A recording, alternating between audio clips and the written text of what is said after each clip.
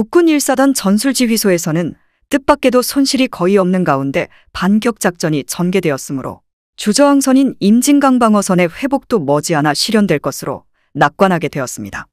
그런데 사단장은 6월 28일 정오 무렵 확실하진 않지만 서울이 실함되고 한강의 교량이 파괴되었다는 의외의 첩보를 입수했습니다. 이러한 첩보를 뒷받침하듯이 사단의 환자후송 차량이 서울 시내로 들어가다가 북한군 전차가 녹번리에서 도로를 차단하고 있는 것을 보고 되돌아왔고, 또한 수색으로 탄약을 수령하기 위해 나갔던 군수참모 박경원 중령의 보급 차량이 도중에 사격을 받고 돌아오는 등 서울로 가는 길이 차단되었다는 것을 알게 됩니다.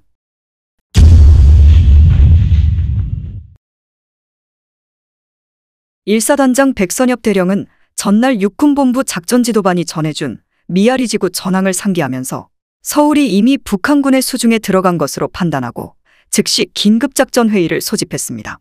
이 회의에서 사단장은 6월 28일 오후 3시 30분부터 각 부대별로 2, 3포와 행준하루를 통해 한강을 도하하는 철수를 시작하여 6월 30일 오전 8시까지 시흥보병학교로 집결한다는 결정을 했습니다.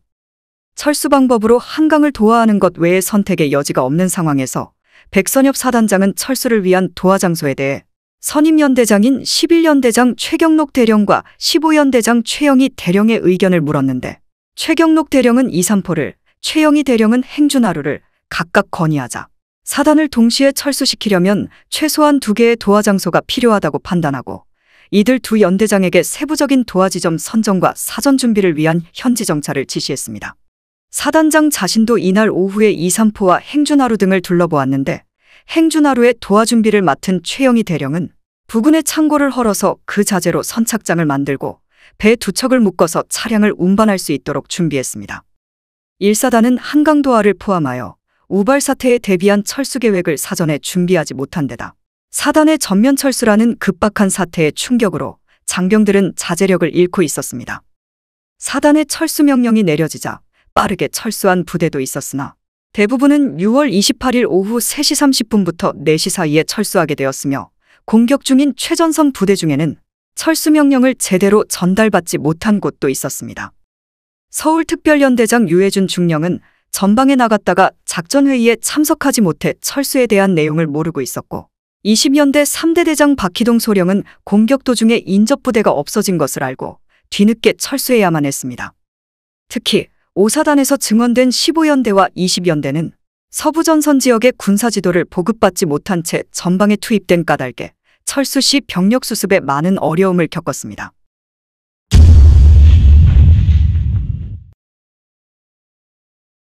(13연대장) 김익렬 대령은 사단의 작전회의가 끝난 뒤 고향 남쪽 하천 제방에서 연대 자체 지휘관 회의를 열고 철수 문제를 논의하였는데, 이 자리에서 1대 대장 김진희 소령은 최후의 일각까지 싸우다가 옥쇄하자고 제안한 데 반해 2대 대장 윤천봉 소령과 3대 대장 유재성 소령은 삼각산에 들어가서 유격전을 전개하여 우군이 반격해 올 때까지 항전하자고 했습니다. 또한 작전주임 최대명 소령은 사면초가인데 별 수 있느냐, 차라리 부하들을 각자 행동하게 하고 우리는 자결을 하자는 등 참모들의 의견도 분분했습니다. 그런데 이때 미군 폭격기가 문산지구를 폭격하는 것을 보고 연대장 김익렬 대령이 미군이 참전한 이상 우리가 주저할 것이 없다. 한강을 건너가 싸우자. 라고 결론을 내렸습니다. 연대장은 연대 헌병대장 박충치 소령에게 헌병을 지휘하여 행주에서 연대의 도하 준비를 하도록 지시하고 부대의 철수는 2대대, 1대대, 3대대 순으로 결정했으며 3대대는 연대본부 병력까지 통합 지휘하여 주력 부대의 철수를 엄호한 다음 마지막으로 철수하라고 지시했습니다. 13연대 예하 각 대대는 철수하기 시작했고, 연대장은 작전주임 최대명 소령을 대동하고 연대의 무선지휘망인 4분의 3톤 통신차 한 대를 뒤따르게 하여 행주로 이동해 도하장을 확인한 다음 무전기로 철수부대를 능곡 행주 방향으로 유도했으나 교신 상태가 좋지 않자 행주에서 다시 봉일천으로 이동했습니다. 그러나 능곡에 도착했을 때는 이미 봉일천 능곡 간의 312번 도로가 철수 차량과 병력으로 길이 막혔으므로 능곡에서 내려오는 2개 대대와 연대 직할대를 행주로 유도한 후 이들과 함께 이날 밤 소형 선박 5척을 할당받아 도하했습니다.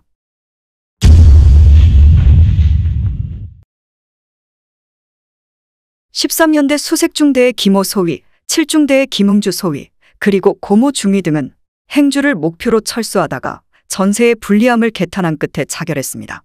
이들은 모두 북한 공산 치하에서 월남하여 언젠가는 북한에 있는 부모 형제를 구하겠다고 군문에 들어왔던 것인데, 이제 북한군들에게 수도가 함락되고 국군이 비참하게 패퇴하는 마당에 우리가 갈 곳이 어디냐고 서로 논의한 끝에 자결했다는 것이었습니다. 이러한 자결 행위는 적절치 않은 행동이나 극도로 비관하게 된다면 이와 같은 상황이 벌어질 수도 있다는 불안한 전장 심리의 한 면을 보여준 것입니다.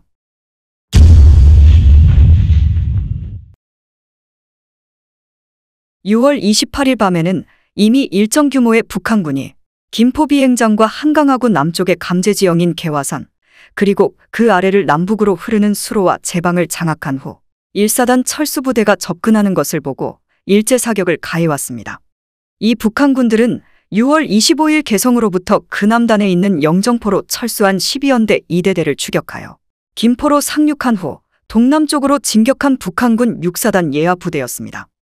행주나루로 도하한 부대 중에서 여러 부대가 혼성이 되어 질서를 찾지 못한 부대나 지휘관이 없는 부대는 이러한 북한군의 불시 사격에 직면하자 강변에서 각계 행동으로 분산되었습니다.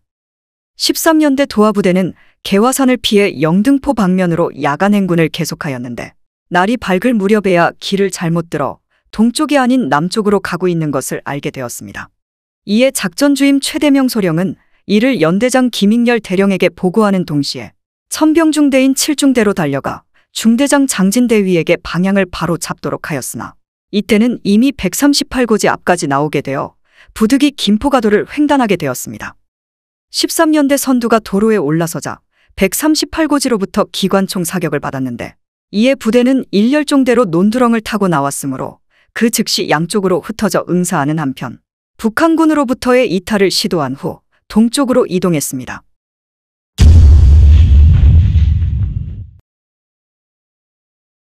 (13년대 3대대는) 어무부대의 임무를 마치고 6월 28일 야간의 수색으로 이동하고 있었습니다. 전 사단 작전참모였던 오예택 소령이 보병학교 고등군사반 교육 중 전쟁이 일어나자 복귀하여 보직 없이 13연대 본부에 와 있다가 함께 후퇴하게 되었는데, 오예택 소령은 3대 대장 유재성 소령이 유도하는 방향이 틀렸다고 하면서 10중대, 11중대, 12중대 등 3개 중대를 임의로 지휘하여 다른 방향으로 가버렸습니다. 대대장 유재성 소령은 중대가 뒤따라오는 줄 알고 있었는데 6월 29일 날이 밝은 뒤 3개 중대가 사라졌다는 것을 파악하고 1개 소대를 지휘하여 수색에 나서 오예택 소령을 따라가고 있는 3개 중대의 행군 대열을 발견했습니다. 당신 남의 부대를 이끌고 어디로 가는 거요? 하고 유재성 소령이 묻자 중대장들이 나보고 지휘해달라고 했어. 내가 지휘하고 있어. 라고 하면서 우물쭈물하는 것이었습니다. 중대장들에게 그런 일이 없었다는 것을 확인한 유재성 소령이 권총을 빼들고 다그쳤습니다. 너 남의 부대를 끌고 어디로 가는 거냐? 바른 대로 말해라. 오예택 소령은 계속 우물쭈물했습니다. 유재성 소령은 계급장을 떼고 있던 오예택 소령을 빨갱이라고 단정했습니다. 부대를 밤새도록 맴돌게 하여 서울로 유도한 뒤 북한군에게 투항하려는 행동으로 판단하고 방아쇠를 당겼습니다. 6월 29일 날이 밝자 더 이상의 부대 행동이 불가하다고 판단한 대대장 유재성 소령은 대대를 수색 북쪽 산에 집합시켜 그간의 노고를 치하한 다음 지금부터 대대는 소집단으로 행동하여 시흥에 집결해야 한다. 라고 강조한 후 휴대무기를 그 부근의 땅에 묻고 부대를 해산시켰습니다.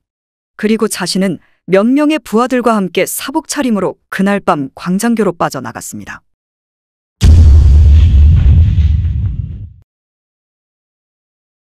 (11년대는) 사단 작전회의가 끝나는 즉시 공격 중인 전방대대에 철수 명령을 하달하고 철수 준비를 서두르고 있었는데, 오후 3시 30분 연대 후방으로부터 갑자기 북한군의 박격포 포격을 받았습니다.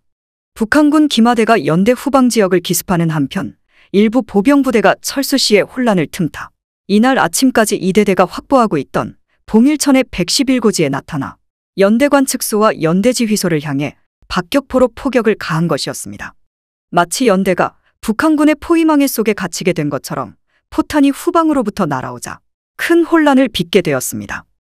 관측소에서 철수 준비 중이던 작전보좌관 최일영 대위는 재빠르게 관측소 요원을 인솔하여 북한군의 포격을 피하면서 일산으로 철수했고, 연대지휘소 주변에서 보급품을 후송하려던 보급장교 한근호 중위와 보급하사 윤기열 중사는 먼저 총기류를 적재하고 탄약과 식량을 차에 실으려 했으나 때마침 북한군 박격포탄이 탄약상자 틈에 떨어지자 연쇄폭발을 우려해 그 길로 차를 몰아 일산으로 빠져나갔습니다.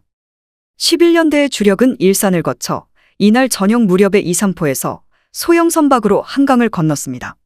11년대는 김포반도에 오른 뒤 소집단으로 행동하여 시흥과 수원으로 철수하였으며, 마지막으로 건너게 된 어선 한 척에는 100여 명의 전투요원이 탑승했는데, 여기에는 11년대 후발대와 앞서 임진강을 도하한 12연대의 일부 병력도 포함되어 있었습니다.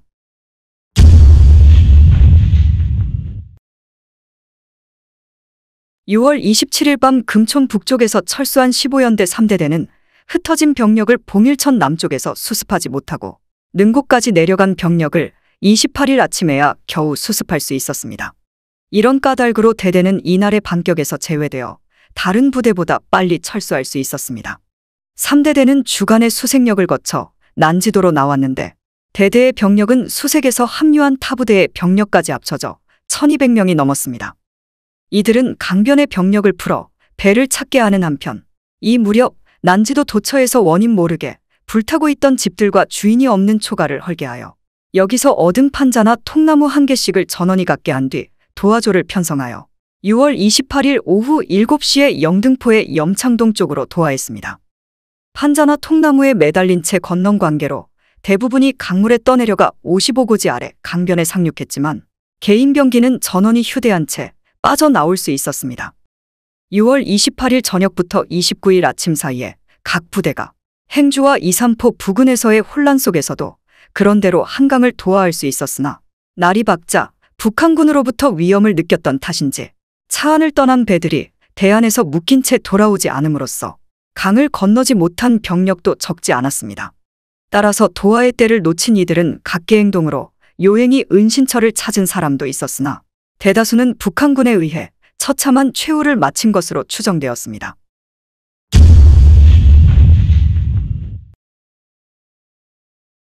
행주나루와 이산포나루는 철수 병력이 운집하여 큰 혼란이 빚어졌습니다. 나루 부근에서 구한 소형어선으로 도강을 시작했는데, 각 부대의 병사들이 서로 먼저 타겠다고 아기다툼을 벌였습니다. 이러한 요인은 배가 대안으로 건너가기만 하면 제대로 돌아오지 않는 문제도 있었으나, 이보다도 소속을 달리하는 여러 부대가 통제를 무시하고 도하 순서를 지키려 하지 않은데 근본 문제가 있었습니다. 그리고 대부분의 장교가 계급장을 떼고 있어 누가 장교인지 알 수 없었을 뿐 아니라 어느새 사복을 한 사람도 적지 않았으니, 여기에는 상관도 부하도 없었고, 더욱이 각 부대의 철수 차량으로 이곳까지 후송된 부상병들은 돌보는 사람 없이 차량과 함께 능곡, 행주 간 도로에 버려졌습니다. 부상병들은 체념한 나머지 차내에서 자결하겠다며 수류탄을 달라고 했고, 더러는 차라리 쏴달라고 호소하는 장병도 있었습니다. 일부 부상병들은 6월 29일 아침 주민에 의해 구조되었으나, 대부분은 6월 29일 오전 유기된 차량과 장비를 파괴하기 위한 미군 전투기의 폭격에 의해 사망했습니다.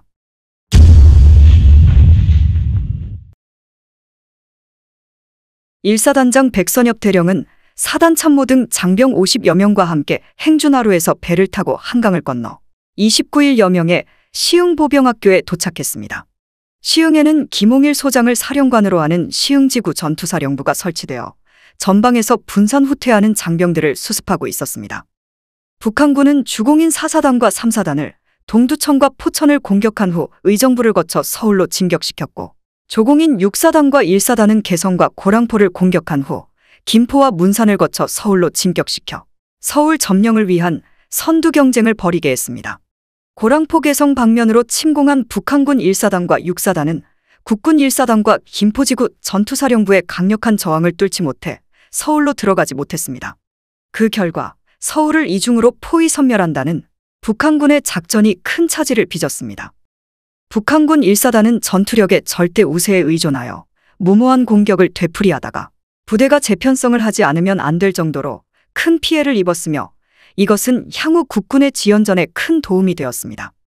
국군 1사단은 건재를 유지하면서 선방한 부대였지만 의정부가 뚫리면서 서울이 함락되는 바람에 어쩔 수 없이 분산 후퇴하여 1만의 장병들은 뿔뿔이 흩어졌고 차량 150대와 야포 그리고 중장비는 모두 버려야 했습니다. 철수병력은 6월 29일 시흥보병학교에 집결하여 재편성에 들어갔으며 청룡반도와 백석포에서 서해로 탈출한 12연대 3대대는 강화도, 서산, 군산 등을 거쳐 7월 4일 수원에 집결했습니다.